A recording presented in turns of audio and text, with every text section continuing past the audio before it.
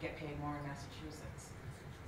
We got to do something to lower the tax rate. And I know that an income tax, I know that a sales tax is not viable in New Hampshire. I'm one of the people that invited you here today. Thank you all for coming. One of the other people that invited you is standing in front of us being senatorial. So thank you all for coming on this cold morning. And as the weatherman said this morning when I was listening to him, at least the wind isn't blowing. So I guess we're all supposed to be very happy about that.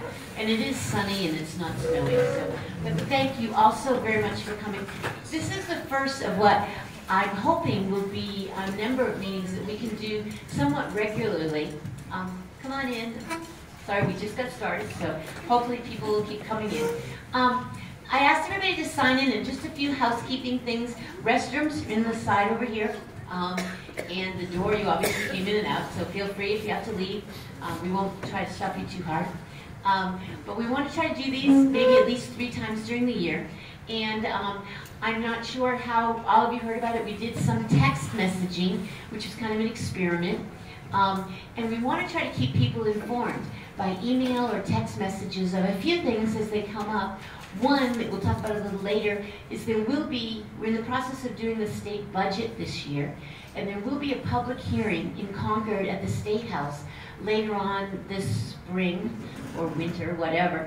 And we don't have a date yet, but if you'd like to know the date, if you leave your phone number, your cell phone number, we can text message that to you, or we can email you. It will be in the news, but usually it's not in the news for maybe like a week ahead of time.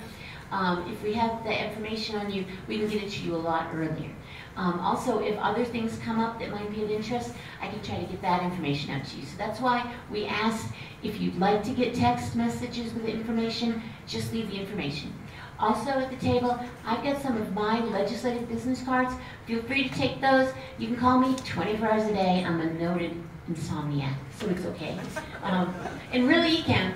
I might be a little bit dazed sometimes if you call me, but I usually will answer. Or you can leave a message and email, and the other reps that are here would equally be happy to have you. Probably not call 24 hours a day, but they'd be happy to take messages. And I just want to introduce some people before we start the program. Senator Feltus, who will be speaking, is right here. We have Representative Christy Bartlett, who represents Ward 10. We have Representative Sophia Wazir, who represents Ward 8. Representative Christina Schultz, who represents Ward 9. Then we have, let me see, we have Representative Art Ellison is here somewhere. There he is, over here.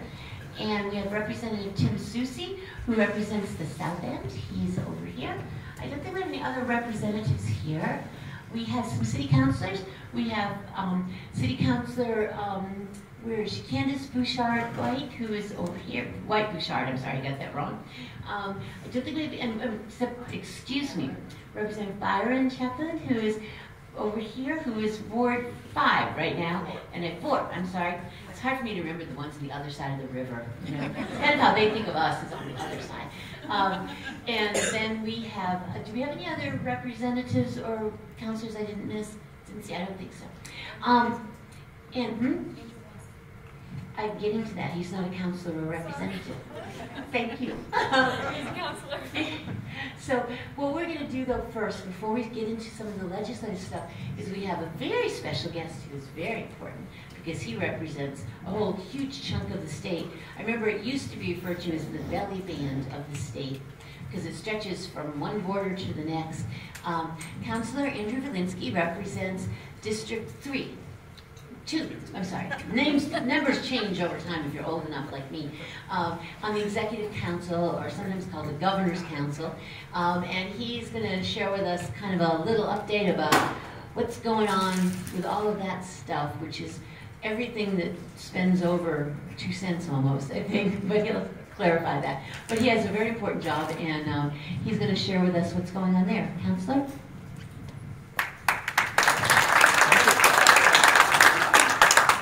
Thank you. So good morning, everyone. Good morning.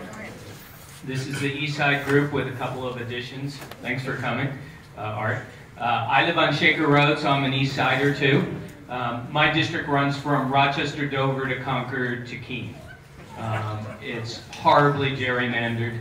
In 2011, they added Dover and Durham and Keene to my district.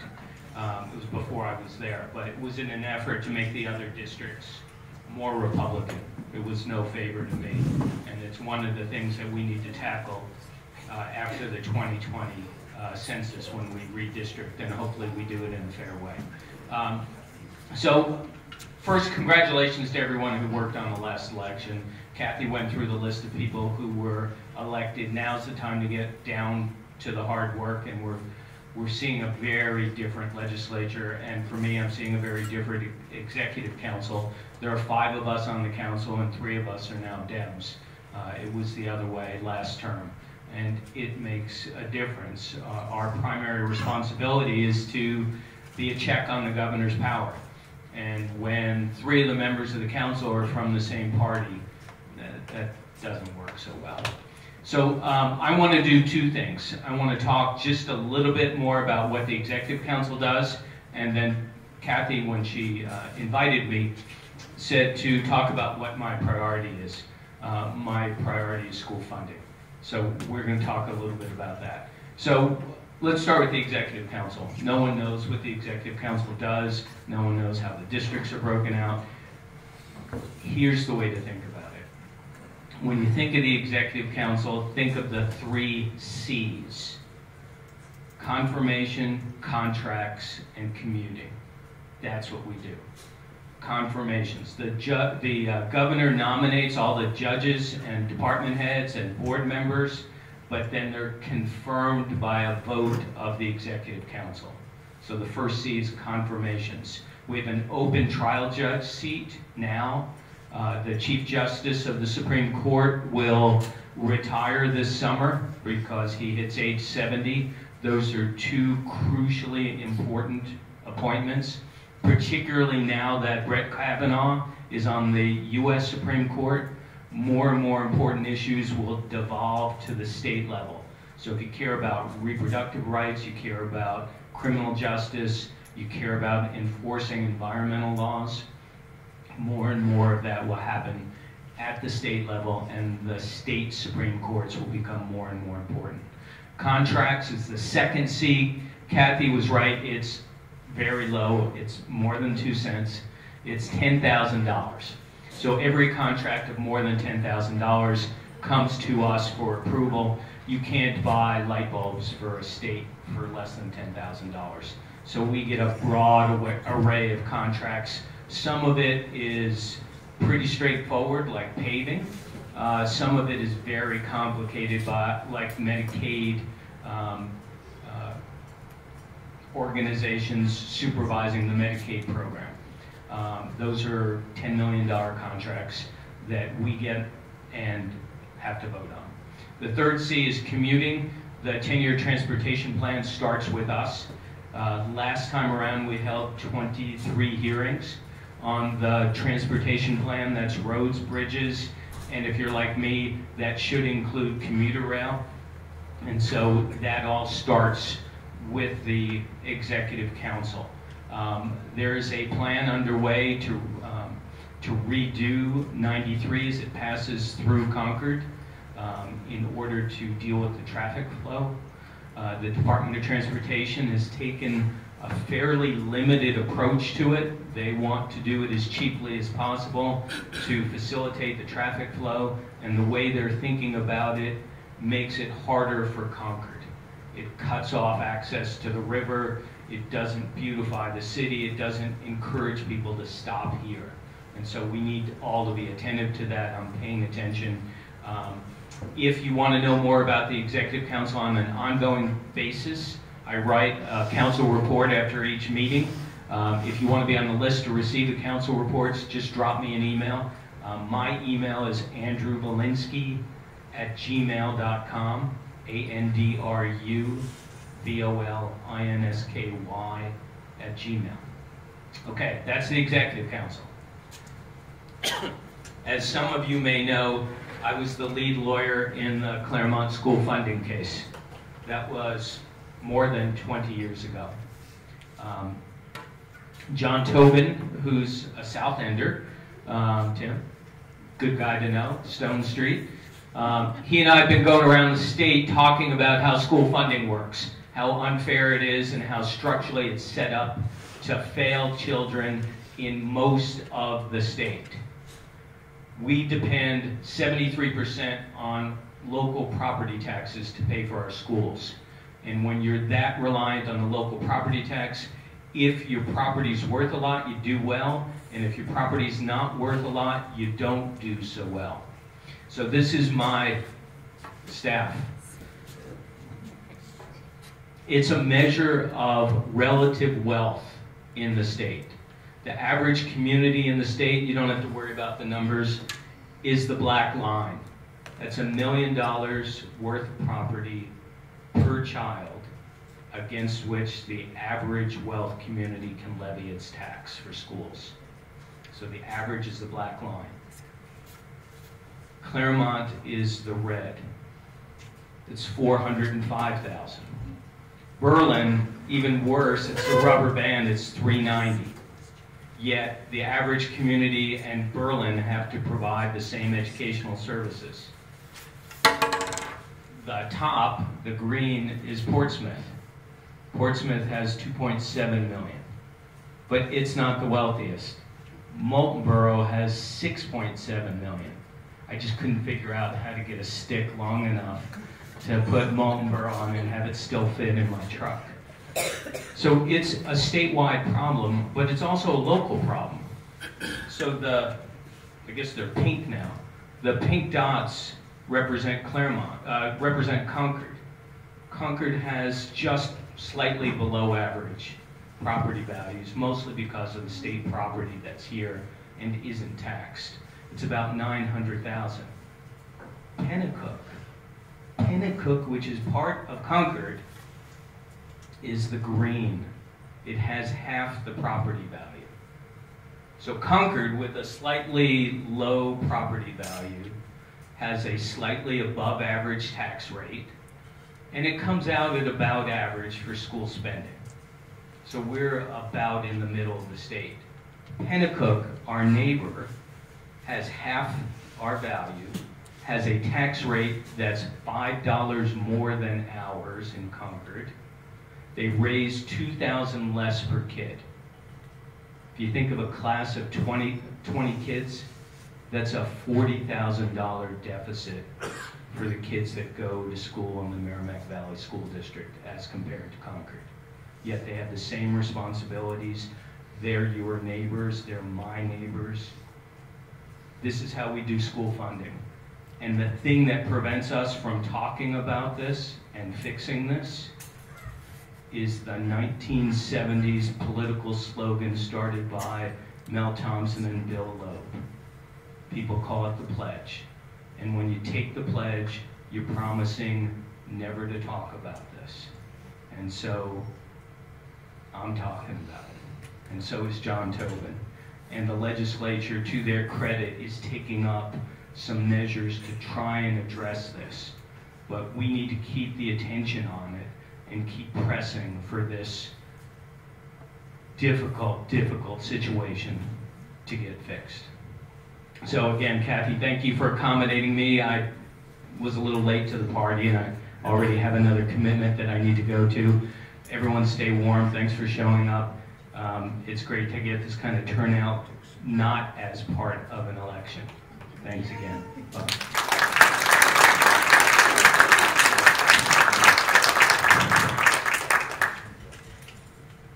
So let me introduce Senator Dan Feltus, who I think is next.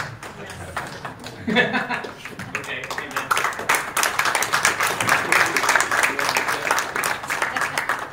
Hold him up. Well, give it up for Councilor Volinsky.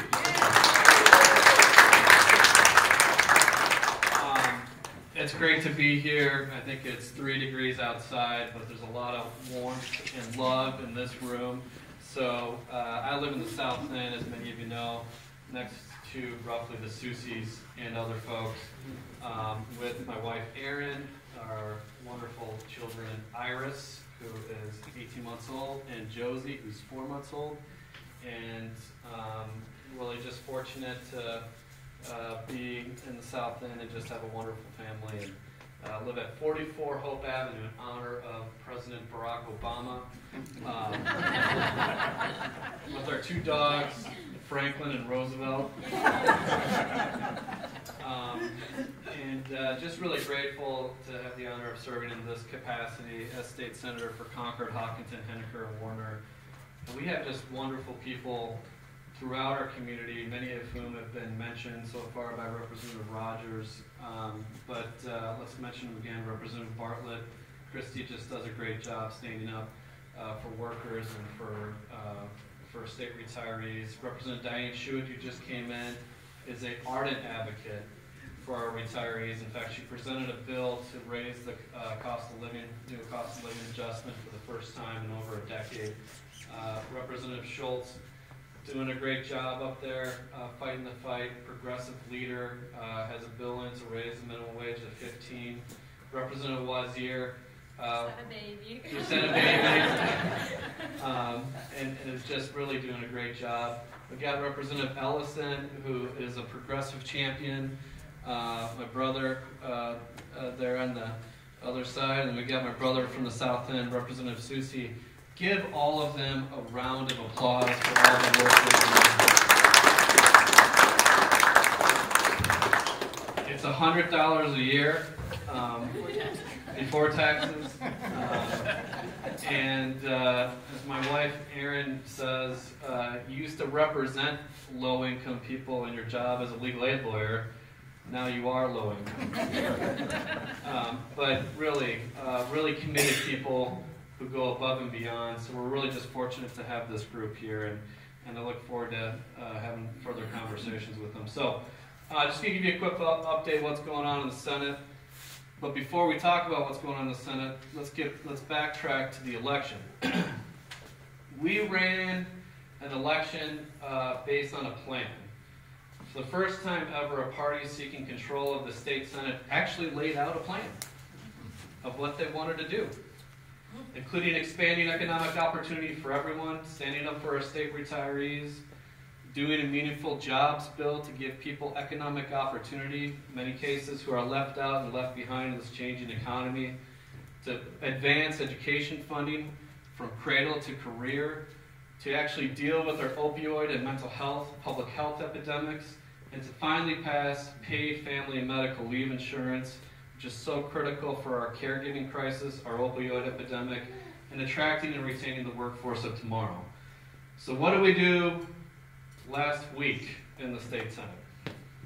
Last week, we passed the Granite State Jobs Act, which will expand economic opportunity and give jobs opportunities for graduating Granite State seniors who may not want to go to a 2 or 4 year degree, may not want to take on that debt, but there's trades and vocations opportunities right now, and we passed that bill out of the state Senate this past Thursday. We're moving it over to our colleagues in the House, and so we are delivering on a jobs plan that we campaigned on, and it's one of the reasons why we were elected. We also, you can clap, Ron John.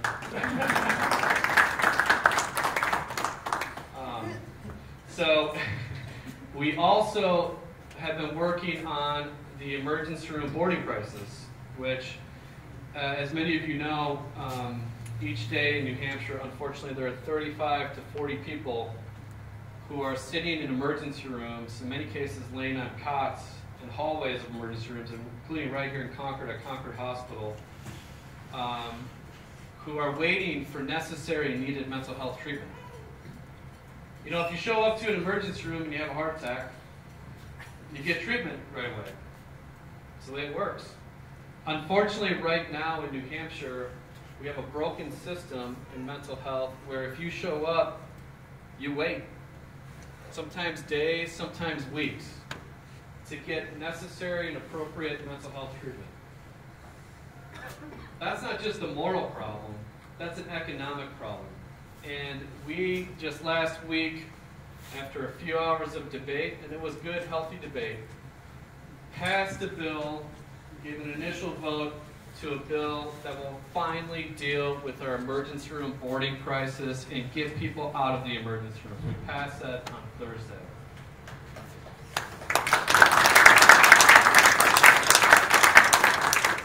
also passed on Thursday, bless you.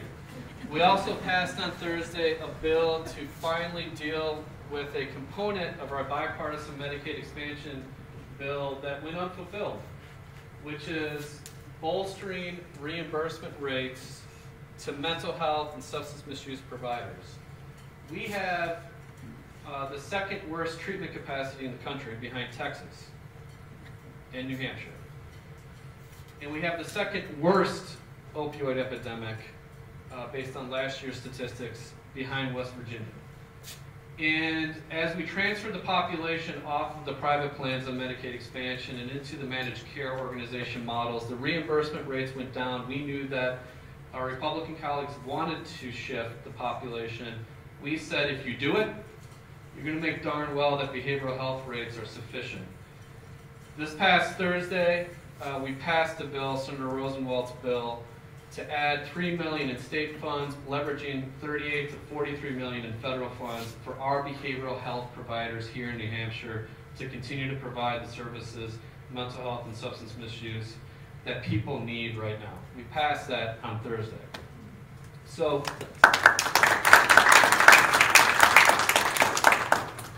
we're working hard to deliver on what we promised. Isn't that what campaigns are all about? You get out there and you promise stuff and then you do it. We're working hard on that. And we're working hard on some of the other things that we campaigned on and talked about, workforce housing. We have a bipartisan bill this Tuesday at 1 p.m. in Senate Finance to finally capitalize the Affordable Housing Workforce Housing Fund on an annual basis, $5 million per year. Senator Bradley is the prime sponsor. I'm a co-sponsor. Hopefully we can move that forward because we have a workforce and affordable housing crisis in the state, and we need to do that in a stable and annual way. We have a bill to finally do paid family and medical leave insurance. It's a priority for us in the Senate. It's Senate Bill 1. And we had a wonderful hearing. So many people here attended the hearing and testified about the importance of finally doing a real paid family leave policy here in the state of New Hampshire. And we had 35 people testify in favor. We had 8 testify in opposition, 4 neutral, 115 signed it in support, 10 signed it in opposition. So you can see that the people who came out overwhelmingly supported it. The arguments against it is, there's some stuff out there calling it an income tax and that kind of thing. It's an insurance plan. It's an insurance plan when you have a new kid. It's an insurance plan if you have a non-work-related illness or injury. It's an insurance plan if you have a kid with severe and pervasive disabilities, you have to take care of your kid. It's an insurance plan if, God forbid, your spouse is in hospice and you want to take some time. We value work, we value family, and we should value the proposition you shouldn't have to choose between the two if at all possible. That's what paid family and medical leave insurance is all about.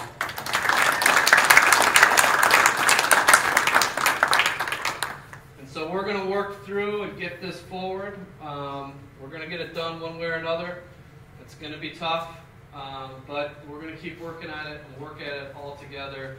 The last bill I want to highlight, there's plenty of legislation we can talk about, but last one I want to highlight is Senate Bill 6, another priority of the Democrats in the Senate, which is dealing with child protection and our child protection crisis. Right now, caseworkers at DCYF have more than triple the caseloads that they should have based on national standards for caseloads. That's the primary reason, after study and audit and study and audit, the primary reason why some kids are falling through the cracks and being harmed, in some cases being killed, in the state of New Hampshire right now. So, as a parent, this is particularly poignant for me, but look, if you're going to deal with it, you have to spend some money. It's just the way it works. If you want the staff to bring down the caseloads, you have to spend the money. Our Republican colleagues, unfortunately, have been unwilling to do so.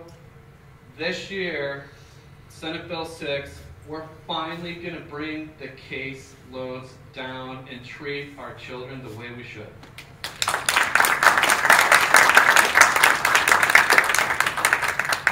So there's a whole lot of things we can talk about. I'm sure there's going to be, a question-answer period. But at the end of the day, here's what I would say. A lot of you are active and engaged. Stay active and engaged. Stay active and engaged in all the issues you care about. We need you. We need your voice. We need you there. I really believe in that fundamental belief that we are all in this together. We need you there. So stay at it. I look forward to working with all of you. We're going to get some good things done. Thank you so much. I look forward to the question and answer. Thank you. We're going to let each of our reps in the district speak, and we're going to let Christy go first. Ward 10. Okay, Ward 10. Ward 10 runs between exit 16 and 17 over to Route 106, Macris. So it's a pretty rural area. So I try to get down the long driveways. I bring dog biscuits in both pockets because almost everybody in East Concord has a dog. I learned that my first campaign. I'm going to keep this short because I'm only one of 400, so I don't feel terribly important. But that's the system we've got, and I'm there. So for the next 6 weeks, we have to get all of our House bills out in the next 6 weeks, and we have about 1,000 of them. I'm on the Commerce Committee, and we have been assigned 90 bills, more than any other committee. Very difficult to give all of those bills the time that they require. But we got through public hearings on 18 of them this week, and we'll have 18 more this coming week. I'm just going to highlight a couple of things because we have plenty of because we've got plenty of other folks that want to talk about their issues. I'm prime sponsor on House Bill 102, which is just an enabling bill. It's going to be a bill that will give towns the authority to regulate the use of single-use plastic. Right now, the AG's office has said they don't have that authority. All this is a one-sentence bill. Retail associations already called me up and said they're going to fight it with everything. Municipal association, however, is endorsing it. So it's going to be a fight. It's just enabling. This bill doesn't prohibit anything. It says it goes to local control, what's right for your community. I've already been warned that the red-tailed hawk bill is back, and if some of you have a memory, I became a little infamous about this one. I was on the John Oliver show. I was interviewed from Toronto to New York to Texas. I had friends that I hadn't seen for years that were messaging me on Facebook. I am going to be opposing it again. I think the fourth grade teachers and the fourth graders can come up with some more relevant subjects than trying to get a 30-second state symbol. We already have 31 of them. I think that they could help us with some research. There must be issues that they care about, that they'd like to do a research and come in. And maybe it'll be a lesson on how all bills don't make it through. And we also have county delegation coming up. I don't know if you know, but all of us that serve in the House also serve on the county delegation. And a big part of your taxes come from the county budget. So we're working on budget now. I chair the subcommittee for the Human Services agencies. We have 5 agencies. They'll be presenting their budget Monday night. And then we come back together as a whole delegation on March 18th to vote on the total county budget. But it's all broken down into these subcommittees first. So if you're interested in a summary of what goes on each week, I put it on my Facebook page, I have a legislative page. It's called Christy Bartlett for New Hampshire State Rep. I know some of you read them now, and it just gives you, I don't go into lots of detail, but it at least gives you a summary of what we do each week. So thanks a lot.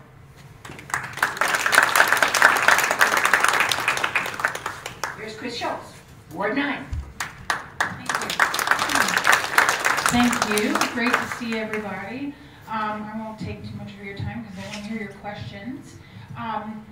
thank you, Senator Feltus, for hat-tipping a bill that I'm working very hard on, and that is to HB 731 to raise the minimum wage in New Hampshire. We currently don't have a minimum wage, therefore we default to the federal one of $7.25. And there are a lot of stereotypes about who is on minimum wage or who earns, a lower dollar per hour.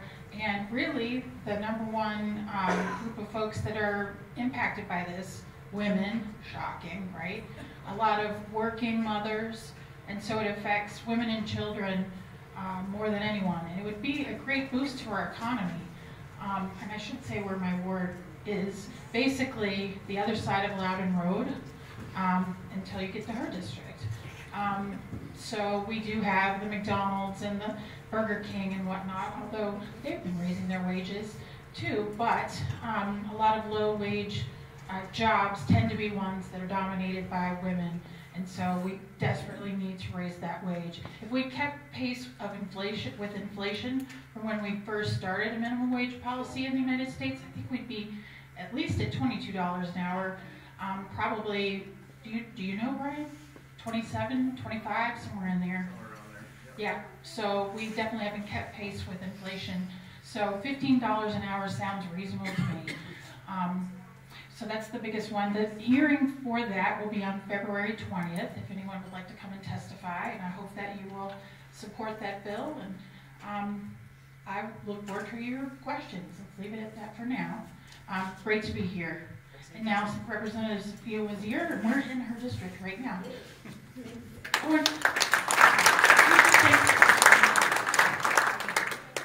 All right, good morning all, and I'm glad to be here. So it's been a very interesting year for me, as you know, struggled. Had the baby, by the way, and he just started the babies today, and I was trying to bring him, but he was a little fussy and didn't want to scream around. So this year so far, I haven't been able to do much with the legislator office. I haven't been to attend the sessions. The session itself started this Thursday, so I missed a couple of bills, but and my priorities were this year, I have co-sponsored 3 bills.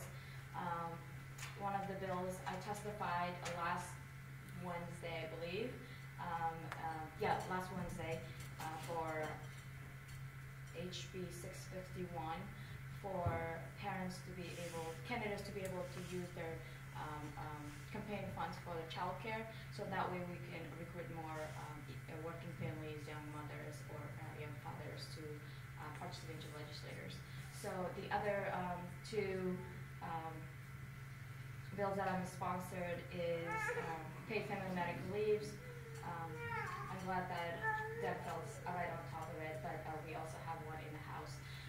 The prime sponsor is Mary Jane Waller, and I'm the co-sponsor, and I'm testifying this coming Wednesday. And if you're in favor of it, please come do so. The public hearing is at 1 o'clock. I don't have the detail for which room it is right now. That's what I was looking on my phone, like, if I could find it. So, and the third bill I have co-sponsored was for minimum wage for $12. The primary sponsor is Moffett Howard, representative, and I co-sponsor, and I have not heard when is the hearing on that. So February 20th, same day. They're all at the one day. Oh, they are. Thank you. So I didn't know that because I didn't receive any notification yet. So I have been working on those, trying to testify. We're trying to pass them as progressively we could. Those are the things that I've been working while I'm trying to stay at home with my baby.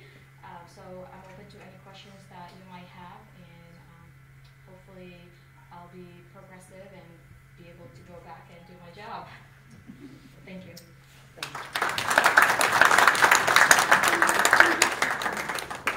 Before we do questions, I'll give you my little pitch.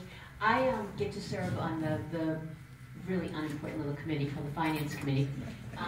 And our work will really begin on February 15th. The governor will give his budget address on the 14th, Valentine's Day. His love letter to the state will be the budget. And as I said, there will be budget hearings. We're going to go out as a finance committee around the state to do budget hearings. We'll do one up north, we'll do one in the south, at least those two. We might do a few others, but we will also do a public hearing at the State House.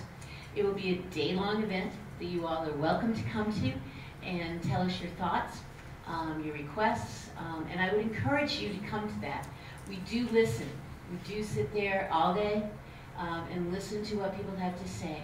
And it's important if you have thoughts and feelings. Representative Schultz mentioned the minimum wage and mentioned we all sit here with a district that has McDonald's and Wendy's. I want to point out something that many of you probably don't know. We have, in the state budget, providers that we pay. We have people that work as service providers to the disability community. Did you know that they don't get paid as much as the people that work at McDonald's?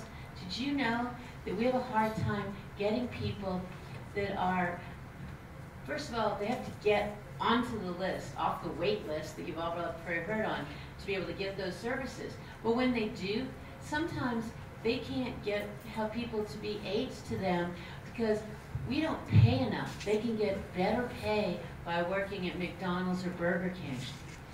Also, people that work in nursing homes sometimes don't get as good a pay as they get working at McDonald's or Burger King.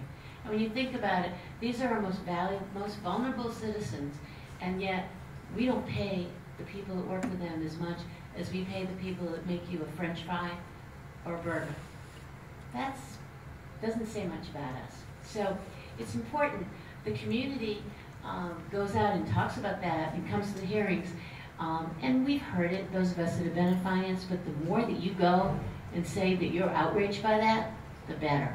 So it's important you come. It's also important you come and say that you're not happy when you read the stories about what's happening to children in the state, that you're outraged that, as Senator Phelps has talked about, that we have to pass this legislation. We have to pass things. It's important you go and say you want the retirees to get a COLA for the first time in 10 years. Because Representative Schuett's got a bill, and we talked about it, went to a different committee to start to, but it has to be funded somewhere too. It's also important you go and say, hey, we don't like all the potholes. We don't like the way our bridges are, and they're red-listed bridges. There's a lot of things that you might not like the way we fund. And I'm going to be very blunt with you. It's not fun because we're going to have to say no to some things, but it's important we hear from all of you the things you would rather we say no to or that we say yes to. So it's helpful to hear from all of you as to what it is. And I do tell you that, yeah, by 7 o'clock that night when we're hearing from the 200 or 300th person, our eyes start to cross a little, but all of us take it very seriously, and we do stay there and we do listen. So it's good to come to those hearings. So please come if you can. If you can't come, send emails, send letters, call us. And I will say that I do like to hear from everybody, even if you don't agree with something. And I think everybody here would agree. Even if you disagree with us, it's good to hear. Because I have had people change my mind. People think I'm stubborn, and I am sometimes. But it's good to hear, and I have changed my minds because of calls from many of you. You have convinced me very often that I'm wrong. It's not easy to say, but I am wrong sometimes. And you do have convinced me. So I will be happy to let people know. As I said earlier, some of you have come in since we started. If you give me and leave on the sign-in sheet your email, or if you have a cell phone that I can text you, I can call you. But if you want to know the date of that hearing, we will be deciding fairly quickly when that hearing will be. And as soon as I know, I promise I will get the word out to folks as to when it will be. Generally, the public hearings in the State House run, we usually start them at like 1, and they will go till the last dog dies, as they say, however the phrase goes. We will stay there, and I know there have been times that we've stayed there until 10 or so at night, or even later. So we will be there as long as you want to come and talk to us. As far as other legislation that I've been involved with, I have to tell you, the fun one that I got to do, I don't know how many, have many of you heard of Liberty? Liberty is the Concord police dog. It's a therapy dog, actually. Liberty works with kids. When kids are the victim of crime, it's a hard time for a kid, And Liberty is the new therapy dog that Concord Police have, a beautiful golden or yellow lab that goes at the initial time and will work with children if they've been victims. In 11 other states, the dogs are allowed to go to court with the children when they testify. And it's done in such a way that it's not prejudicial, that they're brought in before the jury and so forth. And so the Concord Police came to me and asked if I would work with them on a bill to allow that to happen in New Hampshire. And this week, I think it was Tuesday, Liberty came to the State House. We got permission, and Liberty came to the State House and testified with me in front of the Judiciary Committee, and that was very nice to do. And Liberty was very well behaved. Went to an almost 3-hour hearing, didn't whimper, didn't bark, didn't bite, didn't do anything wrong. She was very well behaved and better behaved than many people I've seen actually. She did cheat. I got to give her cookies during the hearing. But I think all of us think that's okay. But that was a fun bill to sponsor, and many of the representatives in Concord also co-sponsored, as did Senator Feltus. So that was a fun thing to do. I'm also involved with a number of other pieces of legislation that you could all look up if you're interested in. And I know that some of you have called me about other bills that you wanted me to support, and I try to when you ask me to. So with that, what I would like to do is actually hear from all of you and see if any of you have questions, if you want to give us your critique, if you want to give us your input about what you'd like us to do that we're not doing. And I would be glad to have you come up if you want to use the microphone, or if you want to shout, if you want, however you want to do this. So does anybody have anything they want to say, ask, do? There's got to be some. Rosemary will start. Senator, this is great. Rosemary, and if you could give us your name so that everybody knows. Rosemary Lanier. I guess, what's happening with redistricting? You know, as far as, are we going to have an independent commission or what? Thank you for the question. Before we answer it, I just want to note the mayor is in the house. Jim Boulay, give it up to the mayor.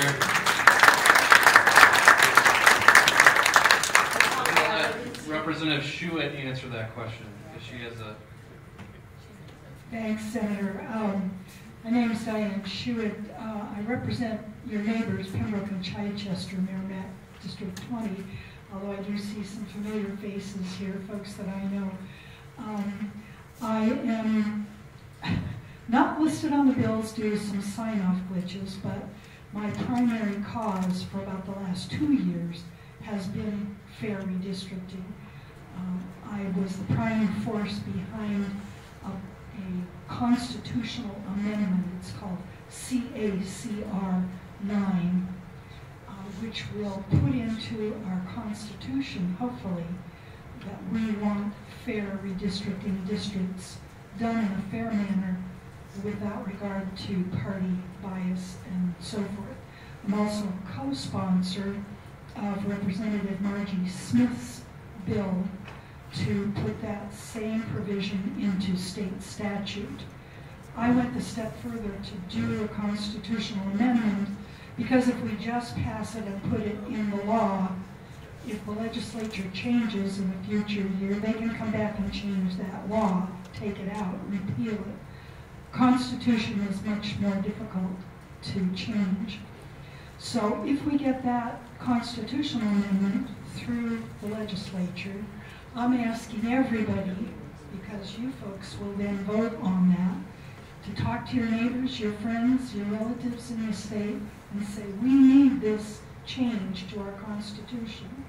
It's going to take 3/5 of the population of the state to vote that constitutional amendment in. So thank you very much for letting me spout off on that. All right, thank you.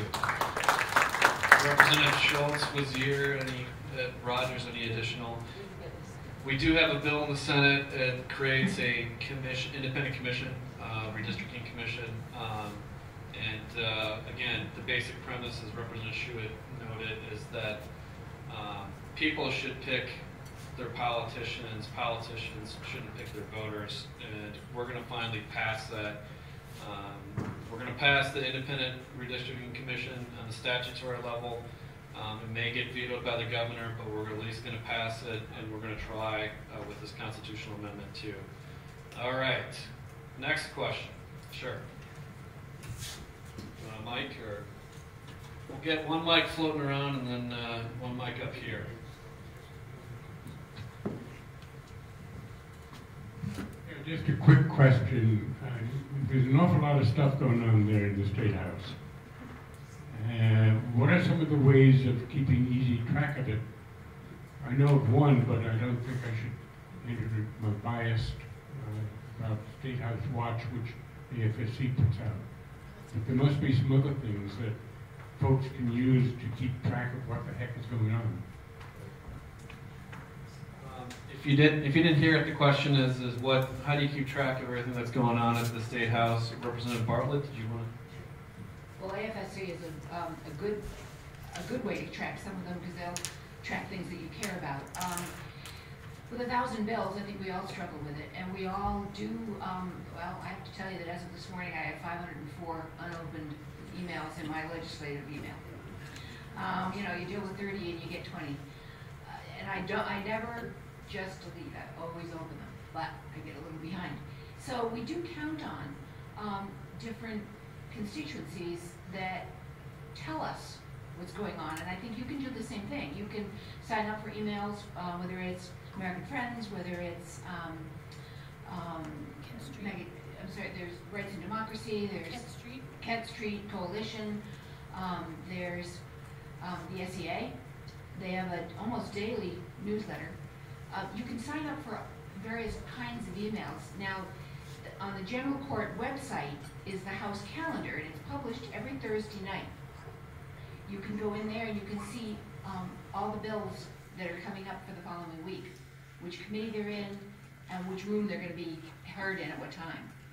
So go to that General Court website, because sometimes it feels overwhelming for us too to go there, but if you go there for a specific reason, look under House calendar. Just search for that. You can bring that up. Or Senate calendar, that's right. And I have to remember Senate calendar.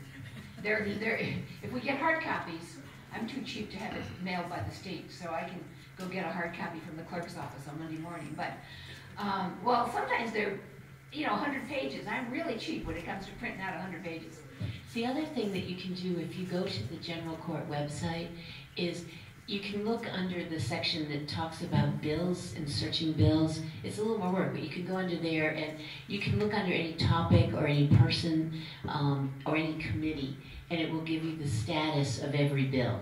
And that's totally neutral. You can see what committee the bill is in, where it is as far as has there been a hearing, has there been a vote, is it going to a subcommittee. You have to do a little bit more work, but if you want a totally neutral view of things, that will give you total neutrality. Just tell you where it is.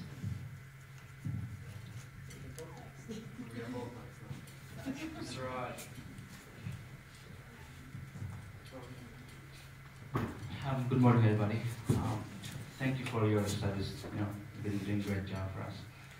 My name is Suraj from Manchester.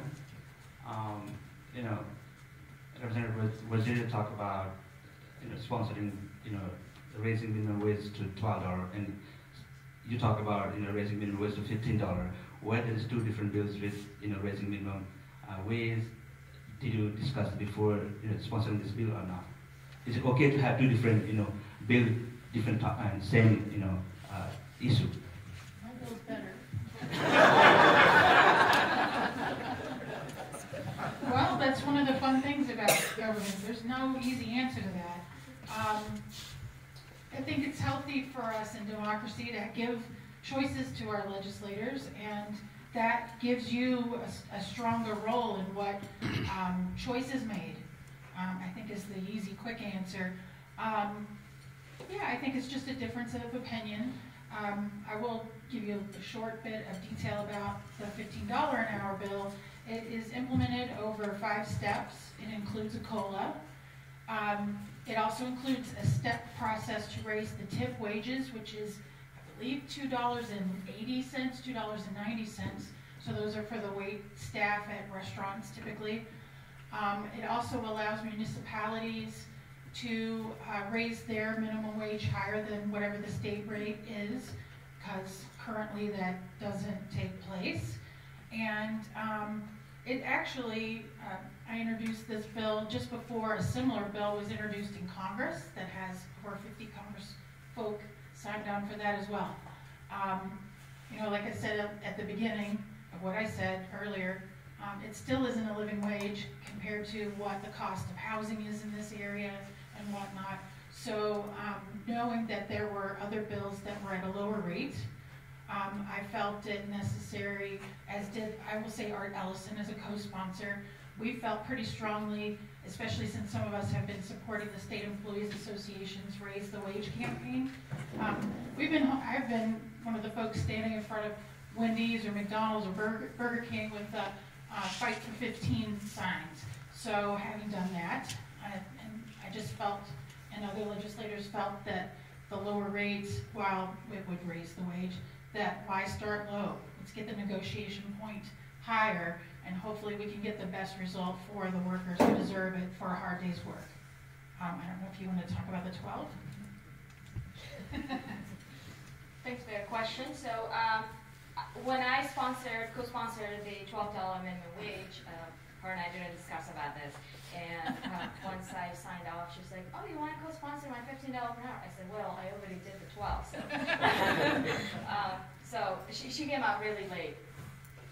When I discussed the co-sponsoring the 12, there was a reason behind it. This basically, when we did a research, the other states obviously has, Vermont, Maine has a little bit lower than 12, so we wanted to stay a bit higher than that. And it's also good to have option, like she said, 12 or the 15. Potentially our $12 will be going up to $15. There is potentially raising up to 2021. By 2021 we should be raising it to $15. So, and then you said there's remarks of how it's breaking down. And so yeah, let's hope that either 12 or 15 goes through and passes, because 725 is not enough. So, but still, 12 is better than 725, or 15 is better than 12. So, but my goal is to either one of them passes, I'm happy, and to give opportunities for our hardworking people that deserve better. So, yeah, let's hope that passes. Should also note thank you, Sarah. Should also note there's a Senate version of minimum wage as well. The upshot is all these bills are going to go to Representative Tim Soucy's committee as vice chair. So he's going to work it all out. So you have 3 options. We'll figure it out. Always good. We got a question in the back. Thanks, Carl. Hi, my name is Cheryl Hunter, and all these bills are really good, and I think some of them are very worthwhile. However, tax rate in New Hampshire is really, really high. In Concord alone, we've seen our taxes go up another $200 per quarter, $400 per quarter. This is getting ridiculous, and that's in 1 year. So, while all these bills are really good, and we may support some of them in principle, we can't support them financially. It's getting to the point where we may have to move out of here. I don't even work in New Hampshire anymore because I get paid more in Massachusetts. We got to do something to lower the tax rate. And I know that an income tax, I know that a sales tax is not viable in New Hampshire. I mean, it's like political suicide. But something has to be done to control spending so that we can bring those taxes down and make it affordable to live here. Well, I think there was one other thing that I wanted to mention, and I heard this on NPR, that young people are moving out of the state at a really high rate. Well, I see why. My daughter is in that same situation. They're now living right on the border of New Hampshire and Massachusetts because they have to work in Massachusetts to make a living. Absolutely. And you know what? The mayor, city councilors, school board are doing a heck of a job to hold the line on taxes and provide appropriate services for our community. The real problem is the state. And the state needs to step up and provide more help for our communities on education, local retirement, a whole host of different things. And let me give you a specific example.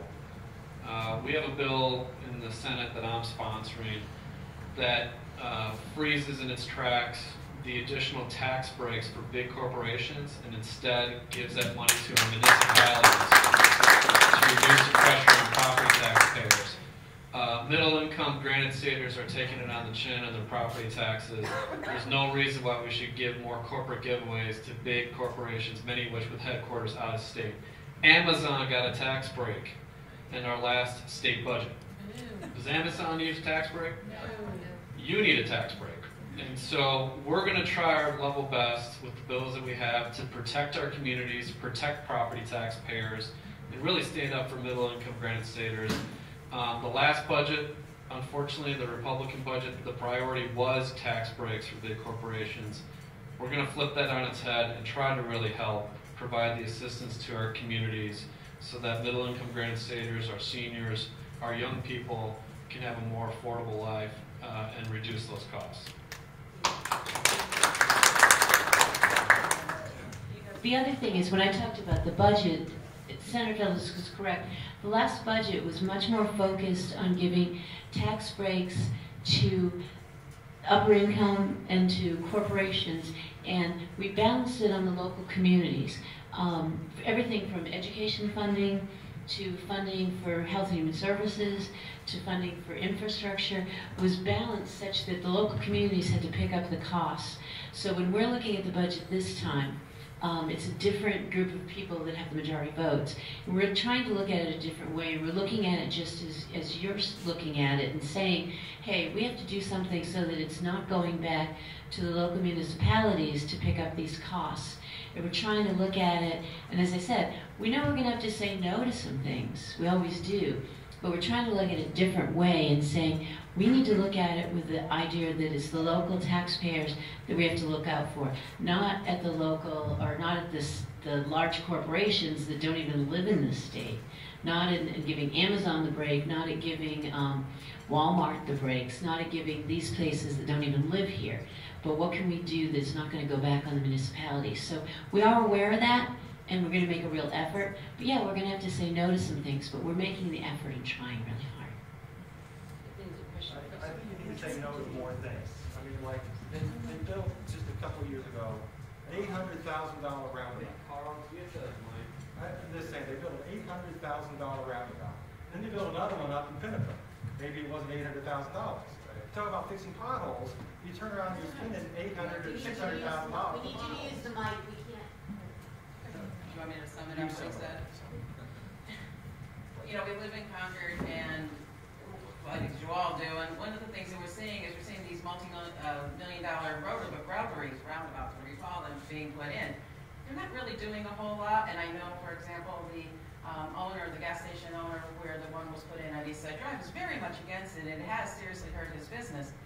Why are we spending money like this when we've got potholes, when our taxes are going up, we're paying for garbage? It just seems like we're not really getting good services for the amount of money that we're paying. It just seems like some of the decisions are kind of frivolous. And I think that's, you know, where we're very frustrated with the way spending is done on the state level as well as at the city level. Well, at least with thank you for that. Appreciate that. Well, at least with respect to the state level, I agree with you.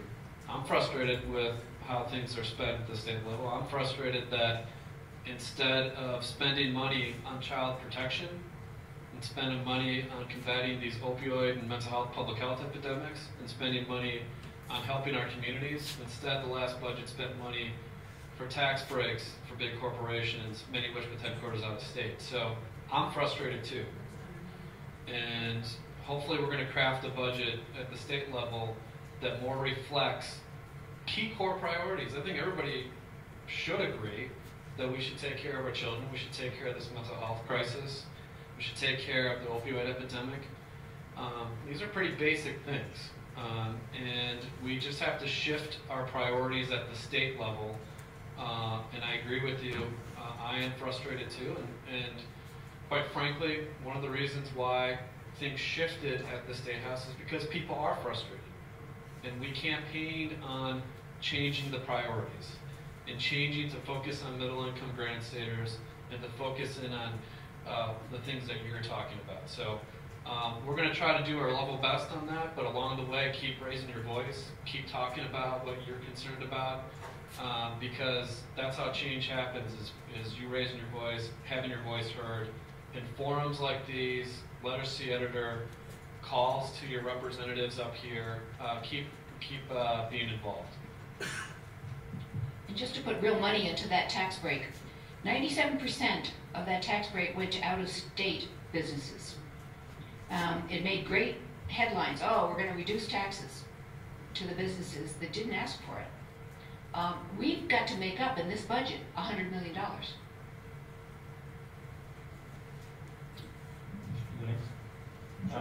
So it's just slightly a different question, but around transportation. So I keep hearing a lot of things around over the years around the commuter rail. Sometimes there's a study going on, and then somehow it doesn't go on. I think we have an incredible opportunity to connect at least a city like Manchester, not really, connected to larger Boston area. And I'm just wondering, what are the thoughts around that? And is there any legislation in place? Are we looking into that? Because widening 93, 3 poles, 4 poles, it's not going to really relieve the traffic conditions. It's going to make it more and more harder to commute from here down to Boston. I should probably mention, my name is Ranjan, and I commute to Boston, to make a living, right? So that's what it is. It's just thoughts. Thank you. Thanks, Ranjan. There is a bill in the House and a bill in the Senate to do the next phase of the rail project. It's the engineering study. There's been a broader study, but the actual engineering work and how it all fits together, that study hasn't been done. It's roughly $4 million. We can pay for that with largely with unused something called toll credits that New Hampshire has accumulated. So federal money basically is available for us right now to pay for that study. It wouldn't even be New Hampshire taxpayers paying for it. So for whatever reason, though, it's been kind of a partisan issue. Democrats, by and large, have supported it, along with business groups, including business groups in the southern tier of the state, and Republicans have opposed it. It just is what it is. So hopefully we'll move forward on it. It's important for our economy to consider multiple forms of transportation. It's important for combating climate change, quite frankly, which is probably part of the reason why the Koch brothers, Americans for Prosperity, oppose rail, and they've funneled money into anti-rail projects. But look, we need more options, public transportation options for people. Those are wise investments, especially if it's all federal money. So hopefully we'll move forward on those bills. And we're thinking about transportation, we've got to think about all the things involving I-93, including through Concord. I oppose, along with the city, the current plan with respect to I-93. That's going to be a big deal coming up. We need to work together and continue to raise our voice on that, so make sure our community is protected through that process. Anybody else want to comment on the rail question? Everybody's for it.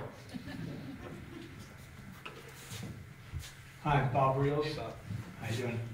Thank you all for having the session. I'm in Ward 8, and I'm on the south side of Loudon, behind Arnie's place. And I had 3 topics that came to mind when I got the postcard in the mail, in no particular order. One is the National Guard, the State National Guard helicopter seems to go after 9 o'clock in our neighborhood, Ward 8. I don't know if the state has any input on that, but it doesn't impact me because I don't have young children, but people that have young children, I think it's a little bit much. The other thing is I lived in Plymouth for 20 years, and I know there at Plymouth State University paid for one of the fire vehicles because they demanded fire services that were not, the taxpayers of Plymouth didn't want to pay for. And I didn't know how much the state pays the city of Concord for state services and support services, but I encourage that to be maximized. And then the biggest issue I have is I have a daughter who's teaching 6th grade in Franklin Middle School, and she taught 3 years in Plymouth and 3 years at a Catholic school in Boston. It's pretty upsetting what she experienced is In particular, the fact that she's not allowed to give students grades. Everybody passes. The kids have no motivation whatsoever to learn. She can't tell her parents when the kids are failing. And these kids are either going to end up, living in Franklin in a dead-end job, or the ones that, the few and far between that get out of the town because it's not adequately funded, are probably never going to come back to the town, let alone the state. So Plymouth was good, Concord's good. Some towns can make it happen, but having personal experience about the trauma she's going through in Franklin, I just wanted to pass that on. Thanks. Thank you very much for sharing that, Bob. Look, at the education level, there's a whole slew of bills about helping support our education professionals, our teachers, people on the ground who are really helping out our kids, and hopefully we're going to be able to make progress on that. We'll find out during the session, but hopefully we'll make some progress in supporting your daughter and other people who are serving in that capacity. In terms of state support, absolutely right. The state needs to support Concord more, no doubt about it. We got a lot of land that the state uses, and there's a bunch of different ways and a bunch of different ideas, and hopefully throughout this budget process we can make some progress standing up for Concord. It's been overdue, quite frankly, and been trying to do that a little bit throughout this last few years, and every now and then we'll get stopped by our Republican colleagues on that, but I don't know if the Representative Rogers says if the mayor wants to speak, the mayor can speak. Yeah, I know we had This is your show. Mr. Mayor, I know we've had, since you and I were on the council together, we've had long-term negotiations about the reciprocation of the payments and stuff. I didn't know if you might want to say a few words about. So the direct answer to your question is, can everybody hear me? Yeah. No, use the microphone. Thank you. Direct answer to your question is, the state of New Hampshire, if you remember back, there was a bank where now is the Attorney General's office, right, on Park Street. That building, when it was purchased by the state, the agreement was that it would be $60,000 a year in contribution from the state to the city. So the state contributed $60,000 a year, $120,000 over their budget. Recently I asked the public safety departments, being police and fire, can you give me a number of, based on calls for service to state departments, agencies, etc., how much it costs the taxpayers of Concord? The answer is over $200,000. So I've met with our delegation members, several of them have all committed to be as supportive as they possibly could, but we can easily show where, now that is just police and fire. Now do keep in mind, I want for their benefit, they do pay water and sewer rates, just like everybody else does in the city, so when they turn the water on, they pay for it like we do. But for police and fire protection, it is far less than what we actually provide for services. There's several times when I go to the State House, I almost have a heart attack too, so I need those things. Thank you, Mr. Mayor. Just one, the helicopter thing, we'll turn over to Representative Bartlett. Wasn't aware of that, but that's something we can bring up with the National Guard about the helicopter flying late at night. Let's go to Representative Bartlett. Sorry, I don't know anything about helicopters. But I'm going to address the Franklin tax cap. One of the things that the people of Franklin went to their city council says they wanted a tax cap. They didn't want any higher taxes. So they've got a cap there. When you compare, and Councilor Volinsky has real numbers for the city of Franklin about how much less they are paying for their kids to go to school in Franklin because they didn't want their taxes to go up. So they're not investing in their school system big time. But 73%, as he told us, of our property taxes goes to support our local schools. Again, the school boards have control over policy. So it's not something that the state can do as far as how the teachers are, as far as what the policy for that school is. We can't really influence that part of it. But 73% comes from property tax. If you cap your property taxes, you're cap your schools. Thank you, Representative. But if you don't cap your property taxes at some point, and they're getting out of control, because like I said, our taxes, we have a small house in Concord. How much we pay? It was $4,500 a year 2 years ago. Now it's $6,500 a year. This is crazy. In just 2 years. Yeah, we own 2 houses in Concord. It's costing us a fortune to keep these 2 houses. Yeah, again, appreciate that. Again, I think our local folks are doing their level best, given the resources to provide adequate services and hold the line on taxes. It's just really, I think, the state needs to step up, quite frankly, and support our communities. Again, we have legislation to do that. We'll see what happens during the budget and some of these conversations. But again, if you're throwing hundreds of millions of dollars out the window to big corporations, many of which with headquarters out of state, that's not good. We should be providing relief to our communities and folks like you. So, another question. Someone who hasn't asked one yet. My name is Roger DeRocher, and I live in Ward 8. I have a question related to health insurance. My understanding is that currently prior existing conditions, if you have one of those, then you still can get health insurance at an affordable rate. But also I understand nationally those protections are being eroded, if not done away with. Is there something in New Hampshire that can be done to preserve that protection here in New Hampshire? Thank you, Roger. Yes, I filed a bill, it's Senate Bill 4. We'll have a hearing on Tuesday afternoon to protect granted staters with pre-existing conditions against discrimination, both in coverage, rates, and opportunity for keeping your coverage. It basically is called a backstop, the backstop to the Affordable Care Act protections on pre-existing conditions, and they are being eroded at the federal level. And also there's a case circulating its way up to the United States Supreme Court, led by the state of Texas, to knock out the ACA, including the protections for people with pre-existing conditions. So it's really important that we shore up our state law right now. And that's Senate Bill 4. It will have a hearing Tuesday afternoon in Senate Health and Human Services to protect all granted staters with pre-existing conditions. And hopefully we'll get that through, and I'm hopeful that the governor will sign it. Yeah, I have the same question like the guys in the back. I'm Isuri. I'm living inside Concord.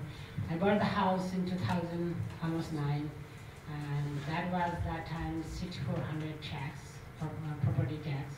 But right now I'm paying 8,400. That means 2,000 more than that time. So if we are making progress in the state, and then they are paying, all homeowners are paying for the development or education or everything. What I'm thinking that one day the people, like, they are also the examples. I'm also the examples. We are going to be. Aren't we going to be homeless? The tax is going like this every year. I have the same job. I'm working the same hours, and I have to feed my kids. I have to pay all the bills, like sewer, water, electricity, everything. And then the tax is going up and up. Makes a little bit difficult to stay. So how we can work on it? We keep talking round and round about revenue. Nobody wants to talk about income tax. Nobody wants to talk about sales tax. So, if we don't want to talk about income tax and sales tax, we don't want to talk about revenue, let's talk about marijuana. I think we should have it. So, I voted to legalize marijuana and to tax it. Each time it's come up, it's going to be vetoed again. I thought we've already been told. He's not going to support it? Really? So we have to work on overcoming a veto, and I don't think we've got the votes. When are we going to talk about revenue? Now, Councilor Volinsky showed us how property taxes are not sustainable. This is going to continue to be a problem. I think the people have got to come to us and say, we want an income tax or some kind of a broad-based tax. This pledge that the candidates on both sides continue is hurting too many ordinary people. When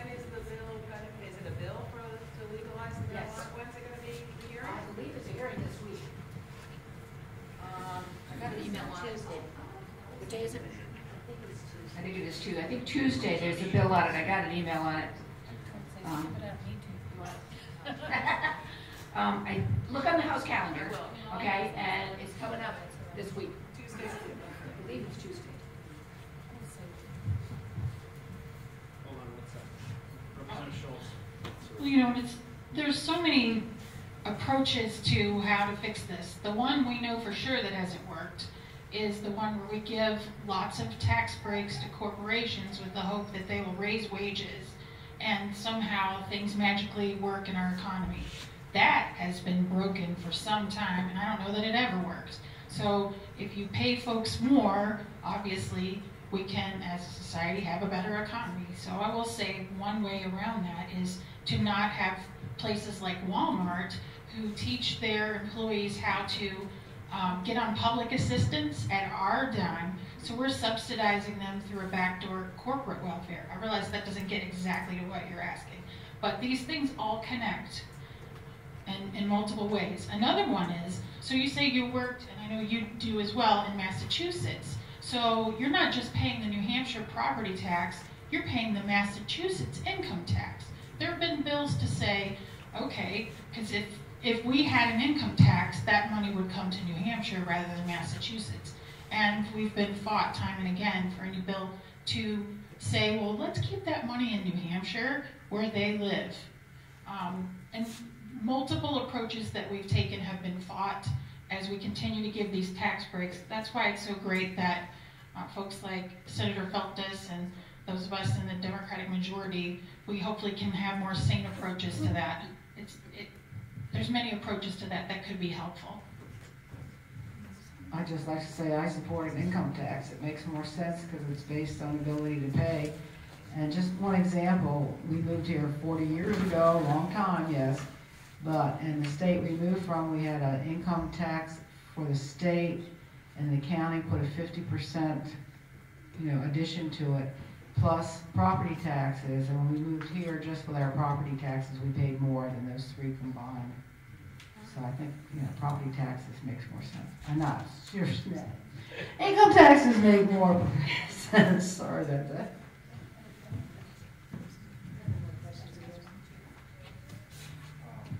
I have a question from a statement that was made earlier. It's about the Granite State Job Act.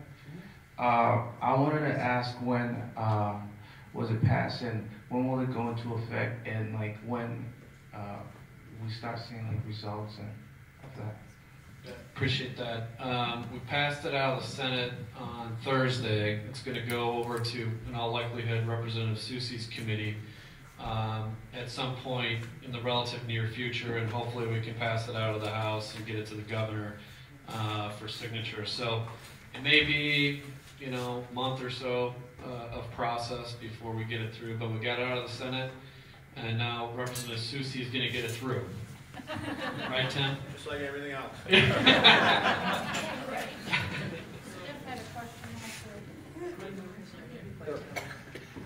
So I'm from Ward 10. My name is Michael, and I've been bringing this up for many years about the traffic, trying to get traffic lights on basically Hoyt Road and Mountain Road in Ward 10, and it seems like they said they've been working on it for over 2 years and it hasn't happened. And there's been a lot of accidents and a lot of serious accidents over there. And I really think that we need severely people looking into getting the traffic lights between Mountain Road and Hoyt Road, because it just takes too much people getting hurt and takes too much time out of the law enforcement to basically, and also the emergency personnel. Thank you for that. I'm not sure I don't think that's a state. That's city. So I would refer you to the mayor and some of your councilors and candidates for council up here. Andru Rice-Hawkins is here. She's running for council up here. There's some other folks here. So I would refer you to them. I think Steph had a question.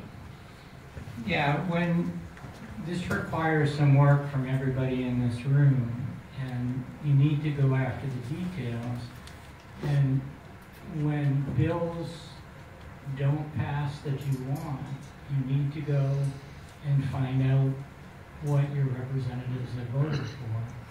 And if there's a bill that the governor vetoes, the people that go against the way you want it, those are the people you need to talk to.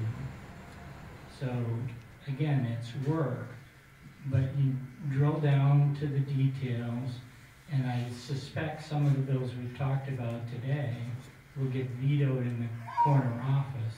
He has a phone, he has a door, and when that happens, let him know. Thank you, Steph. And in line with that, if you care about some of these things, and again, some of these things that we talked about, we're gonna get through. We're gonna pass. If you care deeply about them, you can advocate also with the governor, and including a budget that makes sense for middle-income granted staters, not a budget that prioritizes tax breaks for big corporations. Look, this budget is going to be a big debate and maybe a big fight, and that's okay. That's part of democracy. But just in terms of numbers, we talk about helping communities and helping property taxpayers. Just in terms of numbers, let's look back at history briefly. Bill O'Brien's budget dismantled the state's revenue structure. Taxes, fees, created more loopholes, almost all disproportionately to benefit those at the top, the wealthy at the top. The first budget of Governor Hassan, had less state dollars in it, real dollars, unadjusted for inflation, less state dollars in it than the budget of Craig Benson. That's because that's because Bill O'Brien dismantled our existing revenue structure, including creating a bunch of loopholes. So we're still struggling to come back from that. And now on top of that, some of our friends layered on top of that these tax breaks for big corporations. So at the end of the day, as Representative Schultz is right, there's more than one way to skin a cat. It's all math in the end, but what we need to do is help our communities and invest in our communities in education. However it is, there's lots of ideas, closing individual cap gains loophole to whatever. There's lots of ideas, but we need to make sure that we build a budget that works for people in this room, not the corporations that have headquarters out of the state. Steph? Yeah, and can you just, for perspective, can you put a date on when you were saying the budget from Benson so people understand what year that was? Because a lot of people, I assume, don't know what year that was. So the 2003 fiscal year to the, when was Hassan's first year? 2006? 2012. So 9 years. Unadjusted for inflation, less state dollars in real terms in Hassan's budget than in Benson's budget because of the consequences of what the Bill O'Brien legislature did to our budget. Again, one budget. Again, it's math. There's many ways to skin a cat, many ways to add up revenue, many ways to spend it, but at the end of the day, that's what happened. And on top, you're layering on top of that these additional tax breaks, and you have people in this room who are hurting, and the people who are corporate executives, Jeff Bezos isn't hurting. Jeff Bezos got a tax break, you didn't. That's not fair. Dale Dene. One last question. Hi, I'm Dale Dene, Dustin Botterang. We heard from my husband, we live in East Concord. I was curious about the paid family medical leave bills. There's one in the House, one in the Senate, the governor's put forth one. For us, it's an incredibly important issue. After our son was diagnosed with spinal muscular atrophy, I ended up leaving my job. We went down to a one-income family. We spend most of our vacations, as you will, at Boston Children's or Connecticut Children's. I'm in support of paid family medical leave. I'm finding the details between the three plans a little hard to navigate. And I was just curious if you could maybe highlight a couple of the key differences between the Senate and the House, and how those of us who support, in theory, paid family medical leave should target our advocacy. We can certainly show up at the State House, do visibility for both bills. Is that the best way to do it? I'm just curious what the conversation has been between the House and the Senate. Thank you for the question. Myself, Representative Wallner are working together on this, Representative Susi. People are in alignment on how to move the legislation forward. There are some small differences between the Senate bill and the House bill, but those are going to be ironed out, and we're in agreement about how to pursue it. So the basics of the Senate bill and the House bill are 12 weeks, paid family and medical leave insurance for qualifying conditions, caretaking for a family member, new child, illness or disability of yourself that's not work-related, 12 weeks in any calendar period, 60% wage replacement, similar to workers' comp. And then businesses have the option of purchasing family and medical leave insurance, short-term disability on the market, and or providing that themselves to their workers to meet the requirements of the law, or they can be part of basically the unemployment insurance system. This is an addendum to unemployment insurance, and so they could be part of it. They could pay insurance premiums into the system, either on behalf of their worker or withdraw or deduct. And so it functions in large measure like unemployment insurance. There's also potentially a third-party administrator of the plan, because we heard public-private partnership is important, and we certainly built that into the plan to have a public-private partnership, a third-party administrator of the plan. That's in both bills. Job protection is a separate topic, but it's in the bill this year. And it's not currently in the House bill, but it will be. What does that mean? Under FMLA, if you're an employer of 50 or more employees, if someone goes out on a qualifying leave, they are, upon return from that leave, entitled to their job back or a substantially equivalent position. Employers can fill the position, temp or otherwise, or shift tasks amongst existing employees, but under FMLA, 50 or more employees, unpaid leave, unpaid, you're entitled to your position back. The key question in terms of that, many states have extended, when they've done paid family and medical leave insurance, they've extended that job protection down to employers of employees, 25 or more, some 5 or more. In the Senate bill, we put it at 15 or more. So if you're an employer of 15 or more employees, you have to do the job protection piece under FMLA.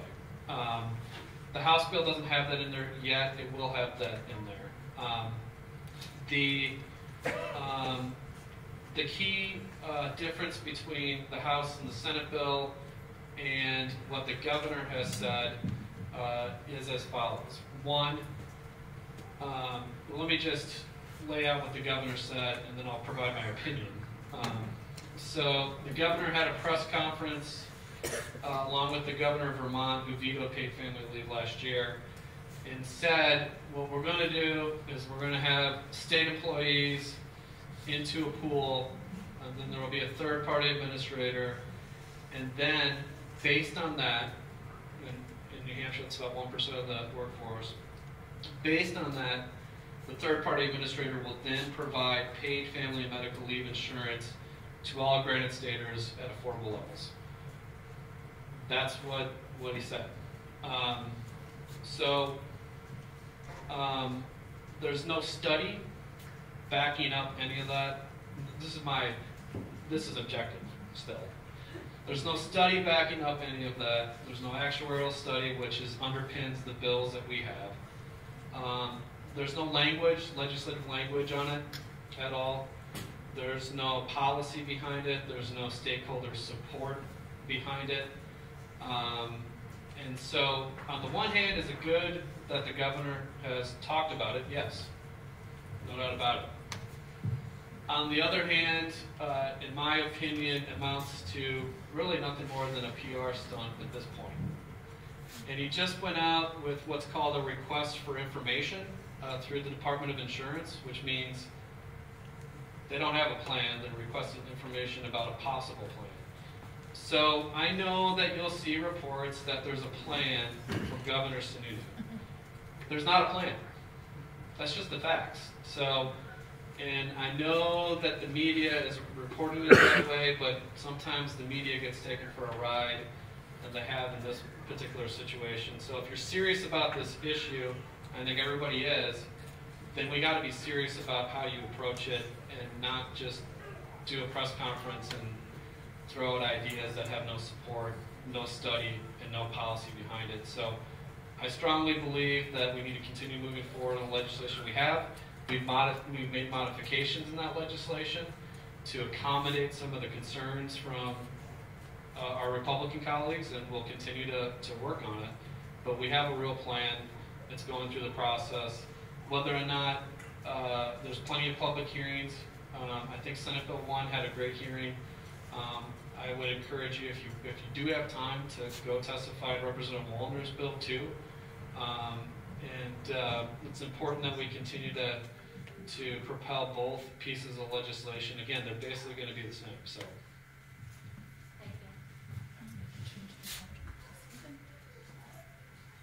I wanted to change the subject on something since I'm also a constituent of Representative Rogers. We haven't had any school shootings, thankfully, in a little while. But Representative Rogers is spearheading the effort to reduce gun violence in New Hampshire, and I, as a constituent of hers, wanted to applaud her for that. She's very humble about it, but we have a couple bills coming up. I don't know if you want to talk about them.